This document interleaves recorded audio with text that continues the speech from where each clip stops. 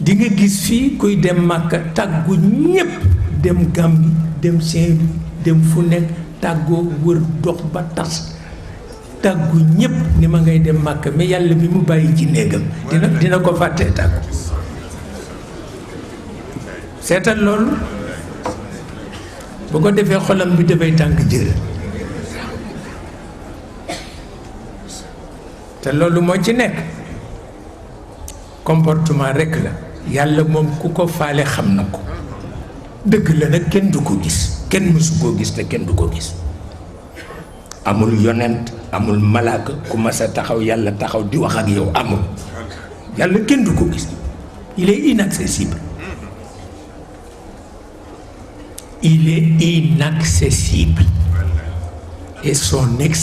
inaccessibilité qui représente la sécurité du monde, la sécurité de toute la création parce qu'il est inaccessible. bu ñu jotoon ci moom ba léegi sàkkal ko pexe maa la ko wax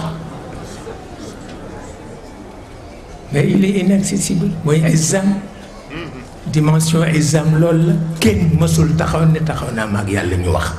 amul yonent ba amul malak il est inaccessible loolu moo tax mu tudd exam lu tax mu tudd exam yonent bi parce que yonent bi il est incorruptible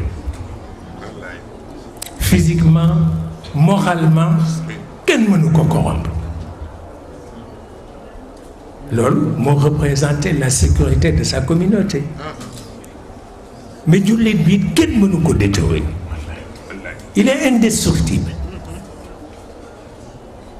moo tax fa lillahi l-izza wa li rasuli l-izza wa lil mu'mini l-izza fa lillahi l-izzatu wa li rasulihi wa lil mu'minin waaye nee na mag muy ayoon ne ne boppam du xam loolu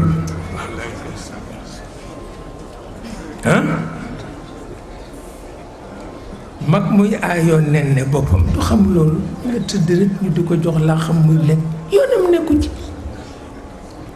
nekku ci waaw loolu moo nekk